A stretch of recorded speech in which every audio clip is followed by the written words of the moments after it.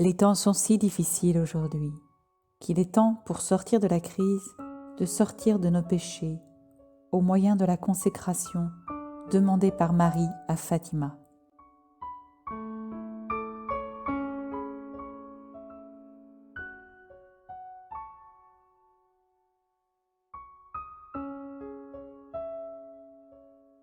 Pour faire une consécration, un don total et définitif de quelque chose, il faut prendre en considération 2 points.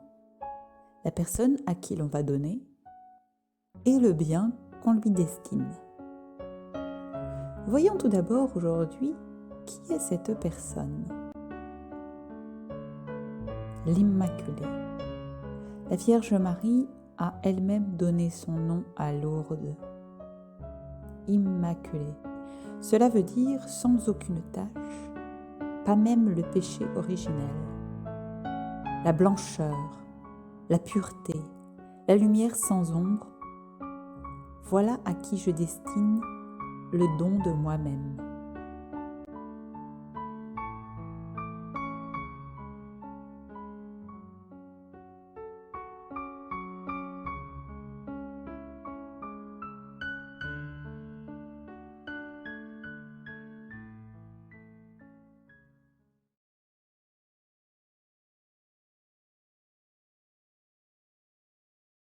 En raison de son immaculée conception et de sa maternité divine, elle est devenue reine des anges, reine du ciel. Mère de Dieu, elle est une créature unique et à part. Elle est supérieure aux anges, non pas par nature, mais par grâce et par choix divin. Par ses souffrances unies à celles de Jésus-Christ, Marie a aussi conquis tout le royaume des hommes. Elle l'a co-racheté, racheté avec son Fils. Cependant, cette créature vraiment unique, véritablement extraordinaire et la plus sublime de toute la création, a un lien avec moi car elle est humaine. Pour ma part, je suis né pécheur, c'est ma nature. Le pécheur est celui qui offense, insulte et outrage Dieu. Cependant, Dieu lui-même lui a donné un lieu où il pourra demander pardon, où le pécheur pourra cacher, laver sa nature pécheresse. Et ce lieu, c'est Marie, Marie Immaculée, refuge des pécheurs.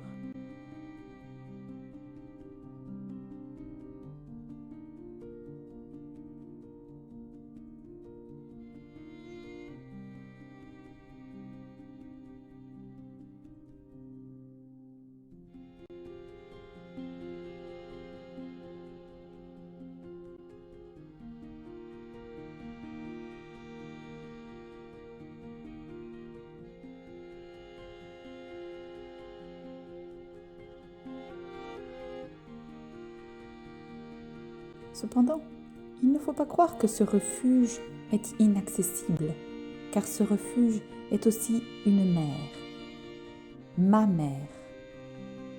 Une mère, c'est celle qui donne la vie, qui donne l'amour, qui donne son temps, son énergie et son être. Elle le donne à celui qu'elle aime et qu'elle met au monde. Ainsi, Marie a engendré tout le genre humain au pied de la croix. Elle nous a donné la vie qui est Jésus-Christ et nous aime donc tous et particulièrement chacun d'entre nous. Oui, elle m'a engendré moi personnellement au calvaire.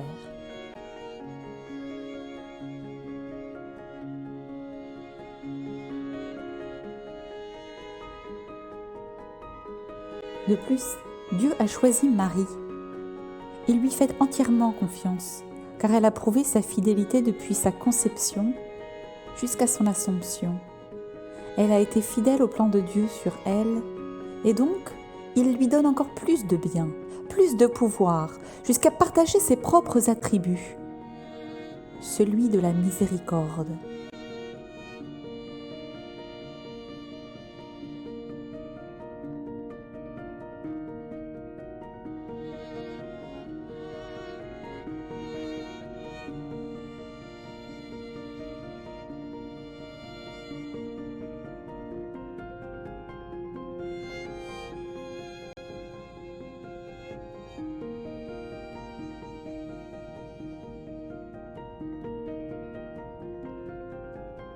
Et voici maintenant ce qu'il faut considérer dans cette consécration.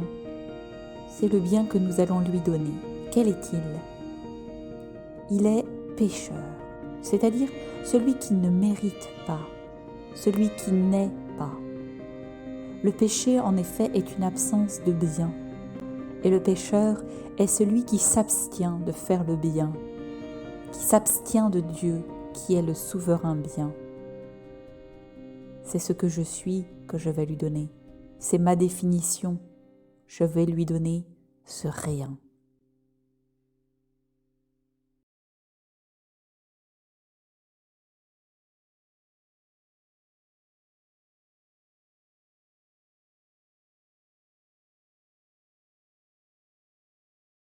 C'est pourquoi celui qui s'abstient de faire le bien a cependant un refuge, et je dois m'y jeter, m'y réfugier, m'y prosterner à genoux, avec la lèpre de mon péché. Quelle prière pourrais-je lui adresser ?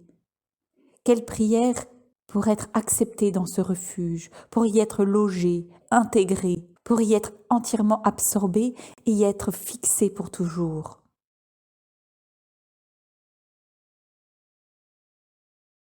Elle doit avoir sur moi tous les droits. Droits sur ma vie matérielle, sur ma vie professionnelle, les droits sur ma vie sociale, les droits sur ma vie conjugale, familiale, tous les droits sur ma vie spirituelle. Je lui donne tout pour faire ce qu'elle veut. Par cette consécration et ce don, elle devient propriétaire exclusive de mon âme, de mon corps, de ma vie et de mon éternité.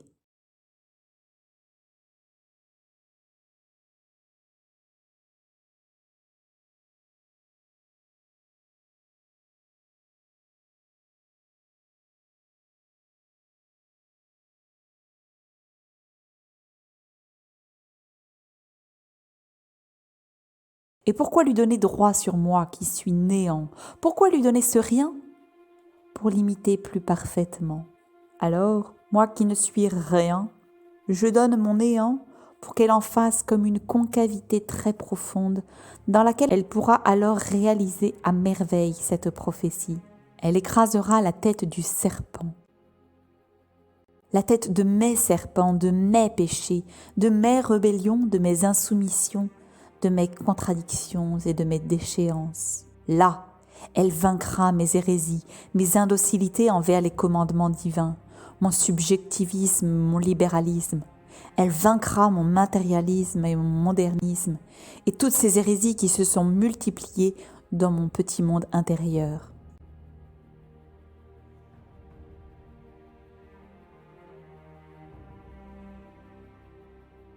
Enfin, je dois lui demander une dernière faveur. Utilisez-moi.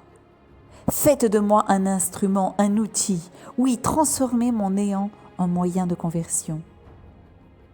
Vous avez pu engendrer en votre sein votre divin Fils, qui est non pas égal à vous, mais plus grand que vous et infiniment meilleur étant Dieu. Alors, si par grâce vous acceptiez de me prendre avec vous, vous pourriez sans peine faire de mon néant un instrument pour agrandir votre royaume, pour élargir le territoire où s'exercera votre miséricorde et la puissance de votre pureté sur nos âmes maculées de boue.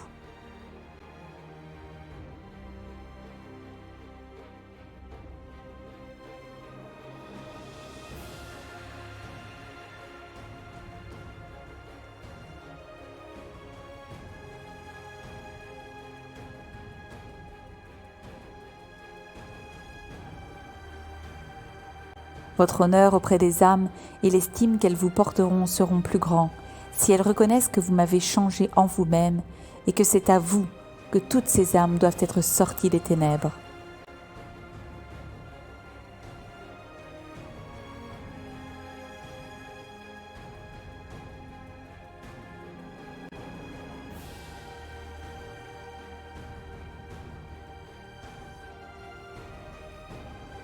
Par là, vous rendrez témoignage que le cœur de Jésus a tous les droits sur nous, car en vous consacrant mon néant, je sais que vous en ferez un lieu de conversion et de sanctification pour le retour de toutes les âmes à Jésus-Christ.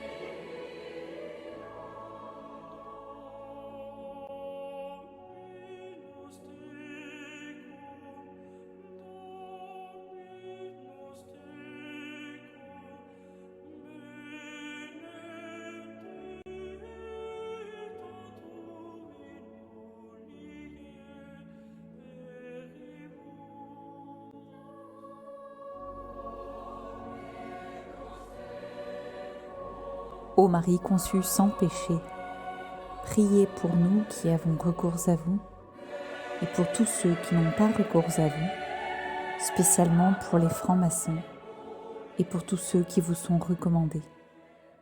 Ave Maria!